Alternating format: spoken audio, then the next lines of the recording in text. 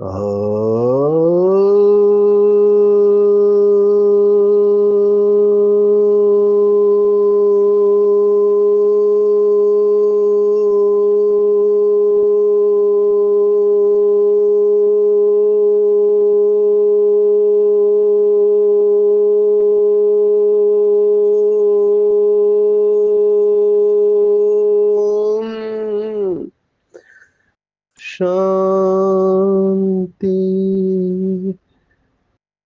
आज 13 अगस्त 2024 भारत में मंगलवार है। Today is 13th August 2024 and it's Tuesday in Bharat.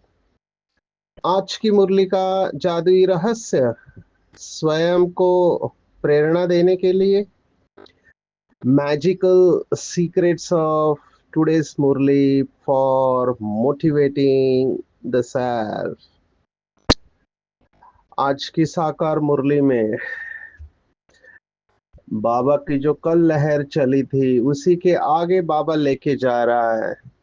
कई बार लगातार ये पॉइंट्स आते रहते हैं। कल की मुरली की दो बातें आज फिर से रिपीट हो रही है अलग तरीके से। एक सबसे अच्छा कैरेक्टर बाबा ने आज कहा है। कल भी चरित्र की बात आई थी, बाबा ने इसके ऊपर मुरलियां चलाई है, प्यूरिटी की पर्सनालिटी। तो सबसे अच्छा कैरेक्टर है पावन बनना। तो कैरेक्टर के ऊपर हम देखने वाले हैं, क्योंकि कैरेक्टर बनाने में पूरा जीवन चला जाता है और एक माया का फोर्स आया, जैसे तूफान आया और कैरेक्टर के ऊपर दाग लग जाते हैं। केस स्टडीज है तो हम इसके बारे में देखेंगे कि क्यों योगियों को हमेशा अलर्ट रहना चाहिए। दूसरी इम्पोर्टेंट बात, जो भक्ति मार्ग में कॉन्फ्लिक्ट चलता है, ज्ञान मार्ग में भी कॉन्फ्लिक्ट यानी मन के अंदर संघर्ष चलता रहता है। बाबा कई बार मुरली में कहता है कि ये चटाबेटी है, माना युद्ध स्थल पर अब है, कभी माया जीतेगी कभी आप जीतोगे। तो ये हार जीत का खेल है, सुख दुख का ड्रामा है। ये जो बाबा की पॉइंट है उसमें किसको आगे रखे, तो इस संघर्ष में होते हैं कि पुरुषार्थ बड़ा या ड्रामा, या पुरुषार्थ और प्रारब्ध। बाबा ने आज जो बातें बताई है वो भी कंफ्यूजिंग है। जब बाबा दोनों को इम्पोर्टेंस देता है, अभी उसको यथार्थ रूप में समझना, कई बाबा के बच्चे यहाँ अटकते हैं, अटकने का चांसेस है, मार्जिन है। उसके कारण और निवारण को हम देखने वाले हैं कि क्यों बाबा ने आज युक्ति युक्त शब्द का इस्तेमाल किया कि वैसे तो प्रारब्ध बड़ा है लेकिन पुरुषार्थ को बड़ा रखा जाता है। अभी ये बहुत कंफ्यूजिंग स्टेटमेंट है। वैसे तो प्रारब्ध बड़ा है, माना बाबा एक्सेप्ट कर रहा है कि प्रारब्ध बड़ा है, लेकिन फिर भी पुरुषार्थ को आगे रखा जाता है या बड़ा रखा जाता है। इसका भाव क्या है वो हम समझेंगे। तीसरी और एक बात है जो कि लोगों ने अभी तक कैलकुलेशन किए थे कि श्री कृष्ण कब आएगा, वो सब कैलकुलेशन गड़बड़ा सकते हैं अगर आज की मुरली की पॉइंट को यथार्थ रूप से इंटरप्रेट नहीं किया। बाबा ने आज स्पष्ट कहा है कि जब तत्व पावन बनेंगे तब इस सृष्टि पर देवताएं पाव रखेंगे, नहीं तो उसके बगैर आ नहीं सकते हैं। अभी 2024 में हम देख रहे हैं कि तत्व तो पावन है नहीं। इसका मतलब क्या ये है कि श्री कृष्ण का जन्म अभी तक हुआ नहीं है? क्योंकि जो कई सारे बीके भाई बहने कहते हैं कि श्री कृष्ण का जन्म हो चुका है, वो तो गद्दी पर बैठेगा तब 111 होगा और गद्दी पर बैठने पर उनकी उम्र 16-18 साल होगी। अभी ये भी बाबा ने किसी मुरली में कहा हुआ मुझे याद नहीं है, लेकिन अगर ये बात मान के भी चलो कि अभी जन्म हुआ है, अगर 2024 में भी हुआ है तो भी वो कैलकुलेशन 2036 के काफी आगे चला जाता है। तो ये जो कहते हैं श्री कृष्ण का जन्म हो चुका है, वो आज की मुरली के पॉइंट के हिसाब से तत्व पावन बनेंगे तभी देवताएं पाव रखेंगे। तो इसका राज क्या है? तो सभी मुरली में जो बाबा ने बातें सुनाई है उन सबको हमको इकट्ठा करके इसको समझना पड़ेगा। चौथी इंपॉर्टेंट पॉइंट जो आई है वो है कि बाबा कहता है तुम्हारी राजधानी में अशांति नहीं हो सकती। जैसे अभी की राजधानी है, अभी तो राजाएं बहुत कम बचे हैं, कुछ राज्यों में ही है, कुछ देशों में है। लेकिन अभी राजा ही माना अभी के प्राइम मिनिस्टर प्रेसिडेंट है, उनके राज्य में कितनी अशांति है, लेकिन हमारे राज्य में जरा भी अशांति नहीं होगी। क्यों? क्योंकि ये बाबा के द्वारा वर्षे में प्राप्त हमको हुई है ना। अभी की राजाई कैसे मिलती है? तो बाबा ने कहा पिछले जन्म में बहुत दान पुण्य किया है, वो राजा बनते हैं। कर्म अच्छे हैं तो बन जाते हैं। लेकिन यहाँ पर बाबा कहता है कि ये भगवान के द्वारा प्राप्त है। इसलिए जो बाबा के शब्द है अटल अखंड निर्विघ्न राज्य होगा। अभी ये तीनों ही शब्द बहुत इंपॉर्टेंट है। हम देखेंगे कि ये कैसे कैसे पॉसिबल है और इसको हम जीवन में कैसे धारण करें। आज बाबा ने कहा धारणा क्यों नहीं होती है? क्योंकि बुद्धि स्वच्छ नहीं है। कुछ लोगों को ज्ञान की बातें तुरंत तुरंत धारण हो जाती है, तो इसका भक्ति के साथ कनेक्शन है क्या? बाबा ने कई बार मुरलियों में क्या है, जिसने शुरू से भक्ति है की है वही ज्ञान को जल्दी समझ लेगा, बाकी लोगों को टाइम लगता है। हर आज विशेष एक सेक्ट को बाबा ने याद किया जो अपने को बहुत बड़ा समझते हैं, वैष्णव जो है या वल्लभाचारी है। उनकी धारणाएं कड़ी होती है, वो किसी को अपने बॉडी को टच करने नहीं देते हैं, किसी के हाथ का भोजन नहीं स्वीकार करते हैं, प्याज लहसुन नहीं खाते हैं।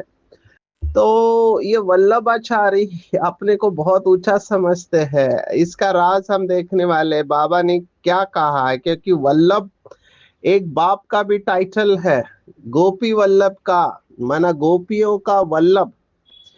तो ये टच नहीं करना, इससे क्या होता है ये हम देखने वाले हैं। और जो कल की पॉइंट है आज की मुरली में वापिस आई है वरदान कि ब्राह्मणों की जन्म पत्री, बाबा ने आज जन्म पत्री खोली है ब्राह्मणों की कि ब्राह्मण सदा ही श्रेष्ठ भाग्यवान है और ब्राह्मणों की जन्म पत्री सदा ही अच्छी है, तीनों कालों में अच्छी है। ये बहुत बहुत गहरी बात है, नशे में लेके जाने वाली बात है। और सर्व संबंधों का जो रस अनुभव करते बाप से वही एक रस रह सकते हैं। हम शुरुआत करेंगे पुरुषार्थ और प्रारब्ध से।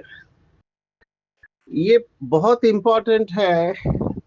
बाबा ने कुछ समय पहले मुरली में कहा था कि जो दूसरों को देखते हैं, जो दूसरों को देखते हैं, है ना। बाबा ने इसके ऊपर कितनी मुरलियां चलाई। बाबा ने कहा नंबर वार बनते हैं। अभी दूसरों को देखना नंबर वन। अभी हमारे सामने एक सिचुएशन है कि जिन लोगों का संशयी नेचर होता है वो संशय से ही देखते रहते हैं दूसरों को कि किसका किसके साथ क्या चल रहा है, कौन किससे बात कर रहा है। अभी ऐसे लोग पूरे परिवार को तोड़ सकते हैं, सेंटर को खत्म कर सकते हैं, क्योंकि वो वायुमंडल को खराब कर देते हैं। कल मुझे एक बहुत अच्छा कोट मिला, मैं ऐसे अच्छी अच्छी बातें नोट करके रखता हूँ। उसमें कहा था कि जो बातें आपको सुनाई देती है उनको कभी भी सच नहीं मानना चाहिए, और जो दिखाई देती है उनको केवल 50% सच मानना चाहिए। अभी मुझे तुरंत बाबा की मुरली याद आई कि सुनी सुनाई बातों के ऊपर कभी भी विश्वास नहीं करो, क्योंकि इसके वजह से सभी रिश्ते खत्म हो जाते हैं। ऐसा वायुमंडल बनता है सभी के मन में एक दूसरे के प्रति डाउट, संशय आत्मा विनश्यति कहा गया है। अब ये पेपर है लेकिन मनुष्य का स्वभाव ऐसे है अभी इस समय कि निगेटिव बातों को जल्दी मान लेता है और पॉजिटिव बातों को जल्दी मानता नहीं है। किसी भी रिलेशनशिप की जड़ जो होती है वो विश्वास के ऊपर होती है, ट्रस्ट। और ये जो डाउट है ये ट्रस्ट को खत्म कर देता है। और कुछ लोग इसको कहते हैं, बाबा ने शब्द इस्तेमाल किया, धूतीपना। ऐसा धूतीपना कहते करते हैं, मैं आपको क्या बताऊं, लेकिन ये सब ड्रामा प्लान अनुसार हो रहा है। इसलिए हम साक्षी होकर बैठते हैं। आज मैं ये बात इसलिए सुना रहा हूं कि ये पुरुषार्थ और प्रारब्ध की बात मुझे कहते हैं कि वो फलाने आत्मा ने इतना भ्रष्टाचार किया, फिर भी निमित्त आत्माएं उनके साथ में घूमती है। मैंने कहा तुमको क्या पड़ा है, बाबा बैठा है, तुम बाबा को बता के हल्के हो जाओ। और तुम आए किस लिए हो? जो भी हो रहा है बाबा को बता के आप हल्के हो जाओ। अभी ये जो आत्माएं हैं दूसरों का अवगुण देखने वाली, ये अपनी भी अवस्था खराब करती है और वायरस को फैलाते रहती है। हमने कितने बार देखा है, बाबा जब कह रहा है राजधानी बन रही है तो राजधानी में सभी प्रकार के लोग चाहिए। अभी कुछ है जिनके अंदर अच्छी धारणा होंगी, सुधरे हुए, जिसको कहा बाबा ने आर्य सुधारना। और कुछ है उनके अंदर धारणा नहीं होगी, फिर वो कोई भी हो, समर्पित हो, गृहस्थी हो, कुमार कुमारी हो, सभी नंबरवार है। मेरा काम है रोल मॉडल बनना। मेरे कर्म अच्छे होने चाहिए, शुभ भावना रखना है। अभी तो मुझे ऐसे लगता है अभी तो ज्यादा गिरावट नहीं है, आगे और गिरावट होने वाली है। उस समय आप लोग क्या करोगे? ये जो भी बाबा के बच्चे डिस्टर्ब होके बाबा का हाथ छोड़ दिया, उसमें से एक कारण यही है कि दूसरों का अवगुण देखना। अभी कहते हैं कि उसने इतना गड़बड़ किया फिर भी उसका ऐसा है, और हम इतना अच्छे रास्ते पर चल रहे हैं, हमारे साथ ऐसा क्यों होता है? ये लौकिक में भी प्रश्न पूछते हैं। जब भगवत गीता का सेशन लेते हैं, लॉ ऑफ कर्म की बात आती है चौथे अध्याय पे, कर्म का सिद्धांत, तब ये हमेशा पूछा जाता है कि अच्छे लोगों के साथ बुरा क्यों होता है और बुरे लोगों के साथ अच्छा क्यों होता है। यहाँ पर भी बीके भाई बहने उसी भाव से पूछते हैं कि कुछ आत्माएं बहुत सहज चल रहे हैं शुरू से, उनको कोई विघ्न नहीं है, और हमारे जीवन में विघ्न ही विघ्न है। एक छोड़ो तो दूसरा आ जाता है, दूसरा छोड़ो तो तीसरा आ जाता है। वो जो बाबा ने मुरली में कहा कि कुत्ता निकाला तो बिल्ली आ जाती है, बिल्ली निकाला तो चूहा आ जाता है, और अंदर सेटिस्फैक्शन नहीं है, क्योंकि बाबा निर्विघ्न की बात करते हैं। और देख रहे हैं कि कई सारे लोगों के पुराने संस्कार निर्विघ्न सेंटर रहने नहीं देते हैं। तो फिर डाउट आने लगता है अपने ऊपर, ड्रामा में अपना पार्ट, और फिर ये शब्द निकलते हैं कि ड्रामा में होगा तो ऊंच पद पा लेंगे। इसलिए ये पॉइंट बहुत इंपॉर्टेंट है, इसको राइट वे में उठाना चाहिए। मैंने पहले भी कहा, आप कैसे उठाते हैं उसके ऊपर पूरा खेल है। आज बाबा ने देखो ऐसे शब्द इस्तेमाल किया है, अभी भगवान है, बाबा ये शब्द इस्तेमाल कर सकता है। बाबा ने कहा आज की मुरली में, ऐसे भी जंगली ख्यालात वाले बहुत होते हैं। जंगली ख्यालात, बाबा ने कहा कि हमारे तकदीर में होगा तो पुरुषार्थ जरूर चलेगा।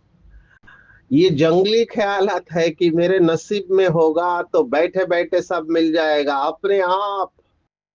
बाबा ने कहा भगवान कह रहा है, अरे पुरुषार्थ तो तुमको करना है। पुरुषार्थ और प्रारब्ध होती है। मनुष्य पूछते हैं पुरुषार्थ बड़ा या प्रारब्ध बड़ी।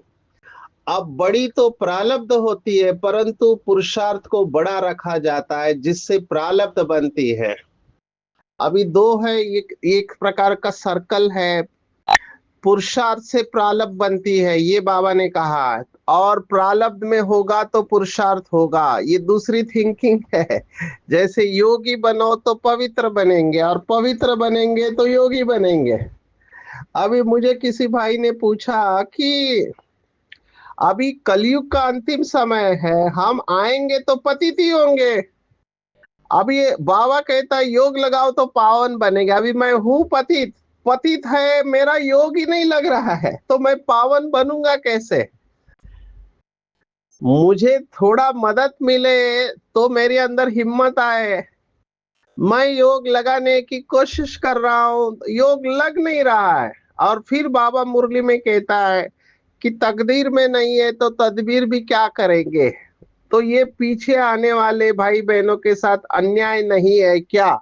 ये प्रश्न मुझे भट्टी में पूछा, अभी क्या जवाब दे?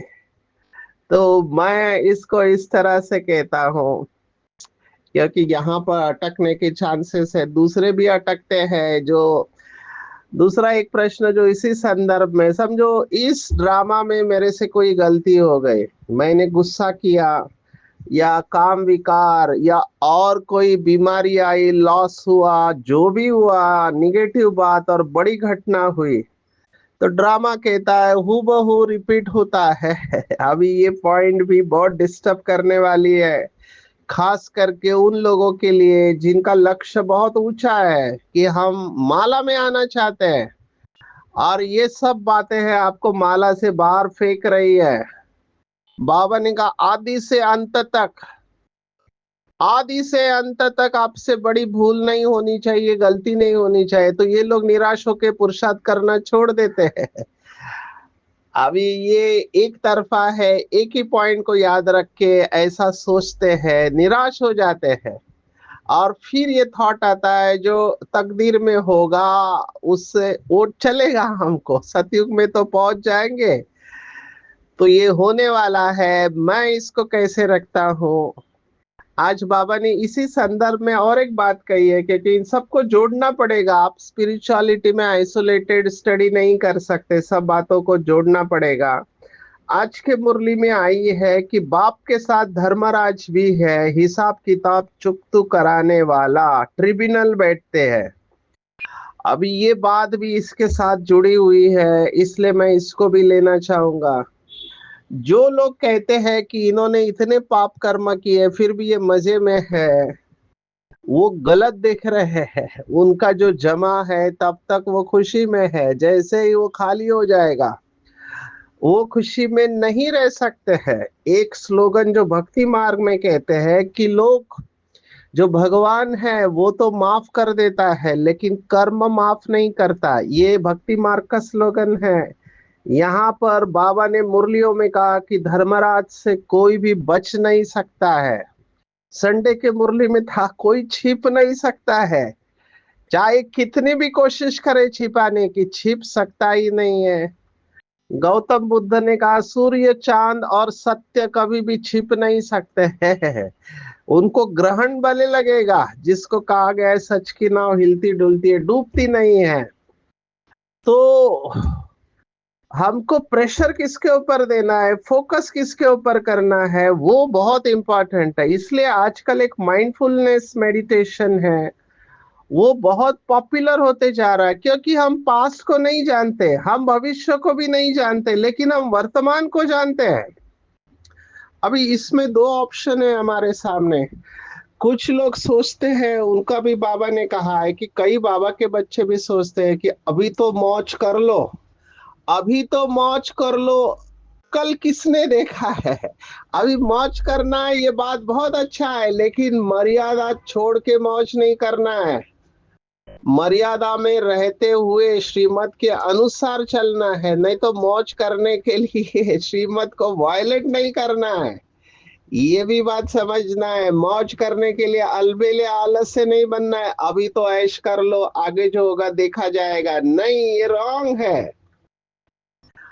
हमको वर्तमान में फोकस करना है। अंग्रेजी में कहते हैं past is history, future is mystery and present is the gift given to you by God, so accept that present. Present ये अंग्रेजी शब्द है, जो गिफ्ट होती है सौगात, उसको अंग्रेजी में प्रेजेंट कहते हैं, माना वर्तमान। वर्तमान हिंदी में कहते हैं भूतकाल सपना है, भविष्य काल कल्पना है, और वर्तमान अपना है। Past is like a cancelled check, future is promissory note, and present is the hard currency you are having. भूतकाल एक कैंसिल किया हुआ चेक है, भविष्य काल एक नोट है, प्रॉमिसरी, मिलेगा नहीं पता नहीं, पर वर्तमान है, ये कैश है आपके हाथ में। तो वर्तमान को फोकस करो और वर्तमान में आप श्रेष्ठ संकल्पों का प्रेशर क्रिएट करो। ये मैं प्रेशर शब्द इस्तेमाल कर रहा हूं। जैसे माया आत्मा के ऊपर प्रेशर क्रिएट करती है पाप कर्म करने के लिए, विकार में जाने के लिए, गुस्सा करने के लिए, गलत काम करने के लिए, लोभ के लिए, मोह के लिए माया प्रेशर क्रिएट करती है। इसलिए योगी को सदैव जागरूक रहना चाहिए। तो हमको श्रेष्ठ संकल्पों का प्रेशर क्रिएट करना है। बनी बनाई बन रही, इन तीन शब्दों में बनाई शब्द के ऊपर जोर देना है। बनी पास्ट है, बन रही और बनाई, ये दोनों शब्दों में पावर है कि मैंने बनाया है मेरा ड्रामा, मैंने बनाया है, मैं मास्टर रचयिता हूं, तो मेरे हाथ में है। तो पुरुषार्थ को आगे रखना है, फल के बारे में सोचना ही नहीं है। भगवत गीता कैटेगोरिकली कहते हैं दूसरे अध्याय में, कर्मण्येवाधिकारस्ते माँ फलेषु कदाचन, माना मेरा केवल कर्म के ऊपर अधिकार है, फल के ऊपर नहीं, क्योंकि बहुत सारे फैक्टर्स इन्वॉल्व होते हैं इसमें। तो चिंतन करेंगे इसके ऊपर कि श्रेष्ठ संकल्पों का प्रेशर कैसे क्रिएट करें। इसमें विघ्न आएंगे। आप श्रेष्ठ संकल्प करोगे जिस दिन की मुझे शांत रहना है, उसी दिन झगड़े होने वाले हैं। क्योंकि आप माया को चैलेंज करते हो, माया सुन रही है, तो वो पेपर लेके आते हैं। बाबा ने कहा कोई ऐसे भी पत्थर बुद्धि हो पड़ते हैं जो उल्टा उठा लेते हैं, समझा जाता है इनकी तकदीर में नहीं है, टूट पड़ते हैं। यहाँ बच्चों को कितना पुरुषार्थ कराते, रात दिन समझाते रहते हैं, अपने कैरेक्टर जरूर सुधारने हैं। एक ही चेकिंग करना है कि मेरे कैरेक्टर्स कैसे हैं, मेरी दृष्टिवृत्ति कैसे है, बस। अभी तो ड्रामा इस मोड पर आया है कि संकल्प में हमको पवित्र रहना है। कर्मणा वाचा तो छोड़ो, बहुत बड़ी बात हो गई। अभी जो राजा क्वालिटी वाले हैं वो इसके ऊपर अटेंशन देंगे कि संकल्प में भी हमको श्रीमत को वायलेट नहीं करना चाहिए, क्रॉस नहीं करना चाहिए। क्योंकि नंबर वन कैरेक्टर है पावन बनना। कैरेक्टर के ऊपर मैं कह रहा हूं, देखो कैरेक्टर बनने में पूरा जीवन चला जाता है, लेकिन एक गलती आपको can throw you out of बीके लाइफ। मैं जब यूथ के सामने सेशन लेता हूं तब मैं यूथ को ये बताता हूं कि इस उम्र में हार्मोन्स आपके केमिकल चरम सीमा पर होते हैं, तो टेम्पटेशन होता है, शरीर का आकर्षण होता है, बहुत सारा आकर्षण होता है। अगर आपने कंट्रोल नहीं किया तो आपसे गलती हो सकती है और it can throw you out. जैसे कहते अल्पकाल का चंद क्षण का पागलपन आपके उज्जवल भविष्य को बिगाड़ सकता है। जो भी जेल में पड़े हुए हैं उन्होंने क्रोध के उस क्षण में ऐसा कुछ किया जो जिंदगी भर पश्चाताप होता है। सो टीचर के बारे में ऐसे कहते हैं कि टीचर ने 100 काम अच्छे किए हैं, एक काम गलत किया है तो लोग वो 100 काम भूल जाते हैं और एक गलत काम याद रखते हैं। ये लोगों की मेमोरी है अनफॉर्चुनेट। लोग निगेटिविटी को जल्दी याद रखते हैं, पॉजिटिविटी को भूल जाते हैं। इसलिए अपने कैरेक्टर के ऊपर दाग नहीं लगना चाहिए, इसका बहुत अटेंशन रखेंगे सभी। ये जो टच नहीं करने की बात है, बाबा ने कहा योगी कभी किसी को टच नहीं करते हैं, क्योंकि सामने वाले के वाइब्रेशन होते हैं। आपके अंदर निगेटिव फाइल जागृत कर सकते हैं। बाबा ने कहा अगर कोई बच्चा क्लास में शरीर का चिंतन कर रहा है तो निगेटिव वाइब्रेशन फैला रहा है। बाबा ने मुरली में कहा इसलिए संदली के ऊपर जो बैठते हैं उनके ऊपर बहुत जिम्मेवारी है। योगी आत्माएं ही बैठना चाहिए, क्योंकि वो वैसे वाइब्रेशन फैलाएंगे। बाबा को बिल्कुल पसंद नहीं होता था। मैं समय के अभाव से इसमें नहीं जा रहा हूँ। आप इसमें चिंतन करना कि टच करना केवल फिजिकल टच नहीं है, संकल्पों से भी टच करते हैं। फैंटेसाइजिंग कहते हैं इसको। कि संकल्प से जो आप स्थूल में इच्छा रखते हो, लोग संकल्प में जाके अपनी वो इच्छा पूर्ण करते हैं। ये जो विकारी स्वप्न है वो क्या है? विकारी स्वप्न माना अंतर मन में, सबकॉन्शियस माइंड में काम विकार की इच्छा है। जैसे ही चेतन मन शांत हो जाता है, कॉन्शियस माइंड वो विकार में चला जाता है, स्वप्न में विकार जाएगा, क्योंकि वो इच्छा पूर्ण करनी है उसको।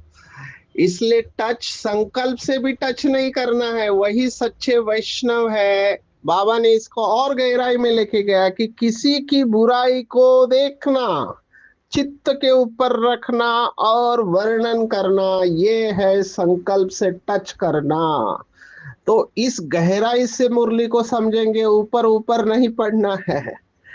आज जो तत्वों की बात आई है उसके ऊपर भी चिंतन करेंगे कि जो भी देवताएं हैं पावन सृष्टि पर ही आते हैं। पतित दुनिया में और पतित शरीर, ये दोनों शब्द है।